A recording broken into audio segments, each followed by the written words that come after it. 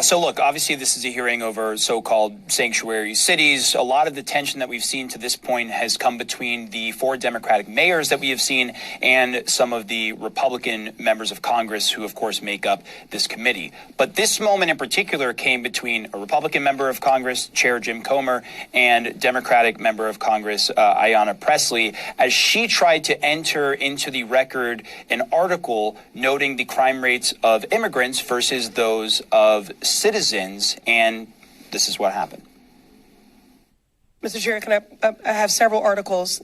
I need to enter them. Let me just go ahead with what the articles are. What they speak to. What's the next article? Let me proceed. Data from Texas shows that U.S.-born Americans commit more rape and murder than immigrants. Listen, this trend of you all trying to get thrown out of committee so you can get on MSNBC is going to end. We're not going to put up with it. This is my procedural right as a member of this committee. You can go with Mr. Frost and Mr. Green. I am reclaiming my time. That's what you want. No. Ms. Pressley, I have been very accommodating to you. Mr. Subrajan, start the clock.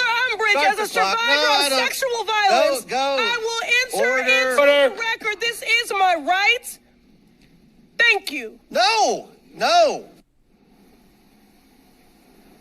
So I will say, overall, the hearing has never gotten to that level, but obviously one of the more intense interactions we've seen over the course of this. I should mention, too, yes, this is a hearing about so-called sanctuary cities. There's not really a single definition of it, but it's essentially jurisdictions that don't always cooperate with federal immigration actions depending on the situation. And in large part, what we've heard from these mayors is while there are some instances of migrants committing crimes, some of them violent, some of them after having been held in local police custody, these mayors have argued that overall their cities have been safer as a result of these policies, of their current policies, citing drops in murder over the past few years, which of course corresponds with their respective influxes of migrants as well. Those are some of the numbers that we've heard cited by these mayors.